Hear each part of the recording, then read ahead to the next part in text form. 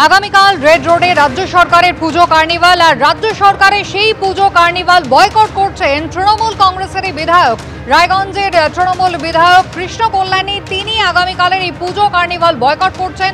তৃণমূলের হাতে থাকা পুরসভার ব্যর্থতা এই নিয়ে সরব হয়েছেন তিনি, আর সেই কারণেই কিন্তু প্রতিবাদ জানিয়ে আগামীকালের এই পুজো কার্নিভালে অংশ নিচ্ছেন না।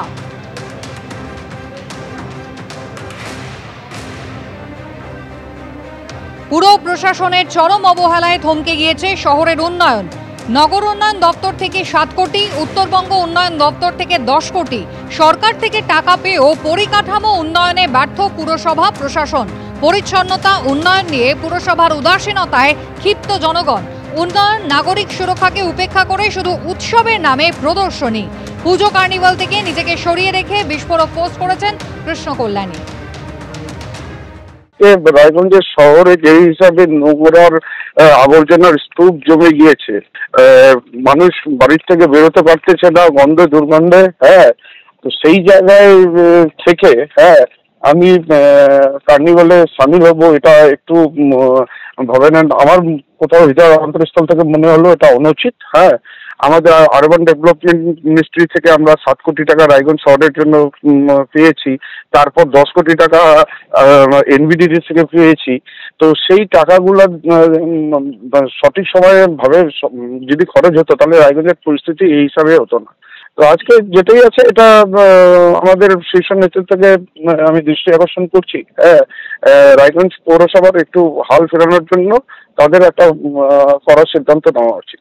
কি কারণে উনি অভিযোগ জানাচ্ছেন সেটা আমরা জানি না। উনি বলেছেন সরকার অনেক টাকা দিচ্ছেন উন্নয়নের জন্য, নিশ্চিতভাবে টাকা দিচ্ছেন, এবং রায়গঞ্জ বিধানসভার ক্ষেত্রে সেই টাকার যা পরিকল্পনা হয়, এনবিডিডি বলুন যে কোনো ডিপার্টমেন্ট থেকে হয়, সেই পরিকল্পনাও বিধায়কের পাঠানো, এবং বিধায়কই ঠিক করেন যে কোথায় কোন পরিকল্পনা মাফিক ড্রেন হবে বা রাস্তা হবে, এবং তার ঠিকাদাররাই সাধারণত আপনারা দেখেন রাস্তাঘাটে সেই সব কাজ তার মন মতো ঠিকাদার, সমস্ত কিছু তার মতো হচ্ছে। দলীয় যে সংগঠন সেটাও তার মতো করেই তৈরি হয়েছে। দলীয় সংগঠনেও তার ইচ্ছাই প্রায়োরিটি পাচ্ছে।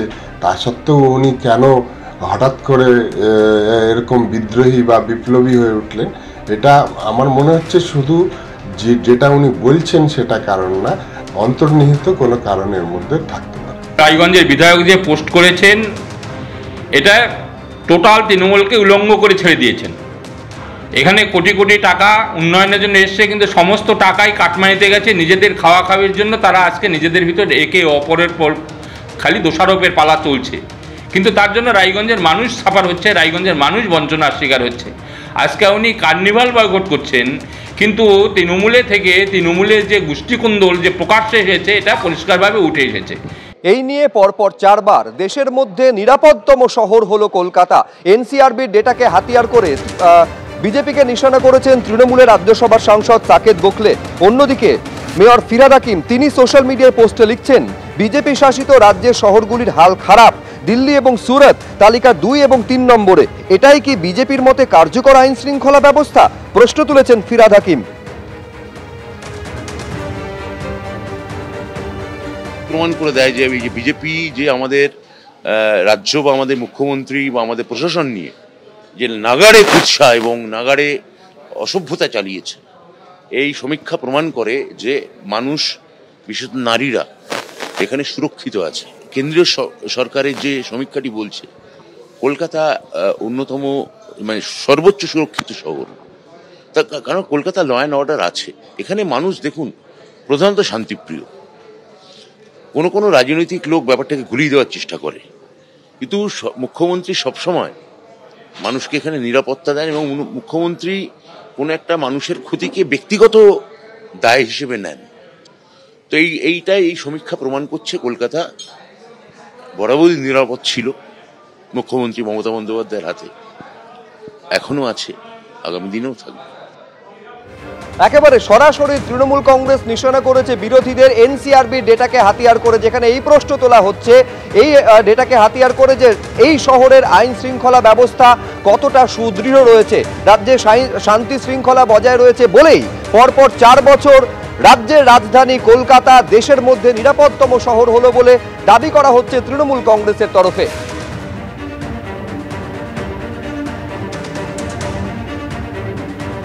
এই তথ্যগুলো যায় হচ্ছে রাজ্য থেকে। রাজ্যের মুখ্যমন্ত্রী যেখানে প্রকাশ্যে বলে প্রশাসনিক সভাতে যে আপনারা এফআইআর করার আগে ভেবেচিন্তে তদন্ত করে এফআইআর করবেন, অর্থাৎ ইনডাইরেক্টলি পরিষ্কার বলেন যে এফআইআর কম করার জন্য। তো স্বাভাবিকভাবে সেখানে এফআইআর হবে না, ঘটনা ধামাচাপা পড়বে, সেটাই হচ্ছে। আপনার চাক্ষুষ কি দেখতে পাচ্ছেন? কলকাতার বুকে সল্ট লেকে শ্লীলতাহানি হয়, আহমেদাবাদে আমরা দেখতে পাই ডান্ডিয়ার সময় রাত্রি 12টার সময় 1টার সময় মেয়েরা ফাঁকা রাস্তা দিয়ে সোনার গয়না পরে স্কুটি নিয়ে যায়। বাস্তবিকতা অন্য জিনিস বলছে। আরেকবার আপনাদের বলবো, এই নিয়ে পরপর 4 বছর দেশের মধ্যে নিরাপদতম শহর হলো কলকাতা। এনসিআরবি তথ্যকে হাতিয়ার করে সোশ্যাল মিডিয়ায় একের পর এক তৃণমূল নেতা, মন্ত্রী থেকে সাংসদ তারা বিজেপিকে নিশানা করছেন, বিরোধীদের নিশানা করছেন। পাশাপাশি বিজেপি শাসিত রাজ্যগুলির কি হাল এই পরিসংখ্যানও তুলে ধরছেন তারা।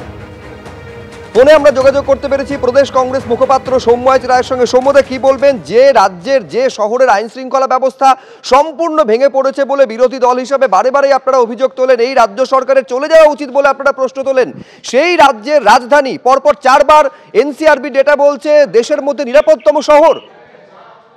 দেখুন, আমরা পরিষ্কার একটা কথা বলি, কলকাতা বরাবরই নিরাপত্তা ছিল কলকাতার, এমন নয়, এটা ট্র্যাডিশনালি ভালো। কিন্তু একটা ক্লাসে দুটো ছেলের মধ্যে কম্পিটিশন করছে, কম্পিটিশনটা করছে দেখুন, বলছেন আমরা বিহারের থেকে ভালো, আমরা উত্তরপ্রদেশের থেকে ভালো। ভালো হওয়ার কি কোনো লিমিট আছে? পশ্চিমবঙ্গের কলকাতা শহর নিরাপত্তা বরাবরই ছিল, আর আগামী দিনেও থাকবে, এটাই তো আমরা চাই। কিন্তু পশ্চিমবঙ্গের সাম্প্রতিক ঘটনা, একটার পর একটা ঘটনা চোখে আঙ্গুল দিয়ে দেখিয়ে দিচ্ছে যে কলকাতা শহরও নিরাপদ নয়। আমরা তো ভালো হতে চাই, আরো ভালো হতে চাই, আরো মহিলারা নিরাপত্তা পাক। রাজ্যের কঙ্কালসার চেহারা, এনসিআরবি রিপোর্ট কতদিন কোন সময় পর্যন্ত আছে? এই রাজ্যে বহু এমন কেস আছে যে এনসিআরবিতে রিপোর্ট হয় না, থানাগুলো রিপোর্ট দেয় না সঠিক সময়, থানাগুলো থেকে সঠিক সময় রিপোর্ট যায় না। আমরা বারবার বলছি, আমরা বিরোধীরা বলছি, আমরা খুশি নয়, কলকাতা থাকুক, সেফ থাকুক, আরো সেফ হোক, আগামী দিনে আরো সেফ হোক, আমরা চাই। কিন্তু সেটা নিয়ে তৃণমূল বাদ্য বাজাতে শুরু করেছে, ঢাক বাজাতে শুরু করেছে, তার মানে কলকাতা দারুণ ভালো হয়ে গেল কম্পারেটিভ টু আদার্স। এটা ভাববার কোনো কারণ নেই। তার কারণ এই রাজ্যে আর্যরের মতো ঘটনা, দক্ষিণ কলকাতার মতো ঘটনা, এবং একটার পর একটা নারী নির্যাতনের ঘটনা, মহিলা নির্যাতনের ঘটনা, শিশু নির্যাতনের ঘটনা, এগুলো আসে। এনসিআরবি রিপোর্টে যেমন এটা দেখাচ্ছে, আবার এনসিআরবি রিপোর্টে এটাও আছে যে এই রাজ্য থেকে সবথেকে বেশি শিশু এবং মহিলা পাচার হয়। এই রাজ্য থেকে অনেক মানুষের অঙ্গ প্রত্যঙ্গ পর্যন্ত পাচার হয়। শুধু অর্ধেক রিপোর্ট দিয়ে অর্ধ সত্য জানিয়ে মানুষকে বুকা বানানো যাবে না। অনেক ধন্যবাদ সৌম্যদা, আমাদের সঙ্গে কথা বলার জন্য। প্রদেশ কংগ্রেস মুখপাত্র সৌম্যজিৎ রায়ের সঙ্গে আমরা কথা বললাম। সিপিএম নেতা শতরূপ ঘোষের সঙ্গে আমরা ফোনে যোগাযোগ করতে পেরেছি। শতরূপ, যে কলকাতা শহরের আইন শৃঙ্খলা ব্যবস্থা সম্পূর্ণ ভেঙে পড়েছে বলতে গিয়ে কখনো আরজি করের প্রসঙ্গ তোমরা টেনেছো, কখনো কসবা ল কলেজের প্রসঙ্গ তোমরা টেনেছো, কিন্তু এই কলকাতা শহর পরপর 4 বছর ইন্ডিয়ার সেফেস্ট সিটি, নিরাপদতম শহর, তৃণমূল কংগ্রেস এই তথ্যকে হাতিয়ার করে তোমাদের নিশানা করছে। দেখুন, আরজি কর বা কসবা ল কলেজের প্রসঙ্গ তো আমরা টানিনি। আরজি কর বা কসবা ল কলেজের ঘটনাগুলো সত্যিই ঘটেছে। ওখানে তৃণমূল আশ্রিত ক্রিমিনালরা, তৃণমূলের নেতারা সত্যি সত্যি ওখানে ধর্ষণ সংগঠিত করেছে, অতএব সেটা বিরোধীদের মুখে উঠে এসছে। কলকাতার মানুষ বা পশ্চিমবাংলার মানুষ আমরা কোনটাকে বিশ্বাস করবো? চারপাশে যে ঘটনাগুলো ঘটছে আমরা দেখছি, যেগুলো আমাদেরকে ভুগতে হচ্ছে সেইগুলোকে, নাকি কোনো রিপোর্টকে, কোনো ডকুমেন্টকে, কোনো ডেটাকে? আমরা কোনটাকে বিশ্বাস করবো? একটা গান আছে না, বাবা তোমার দরবারে সব পাগলের খেলা, ওই হচ্ছে তৃণমূল বিজেপির সম্পর্ক। কেন্দ্রের সরকার এক হাতে নিজেরাই 100 দিনের কাজে দুর্নীতি হয়েছে বলে টাকা বন্ধ করে, তারাই আবার 100 দিনের কাজের জন্য মমতা ব্যানার্জিকে পুরস্কার দেয়।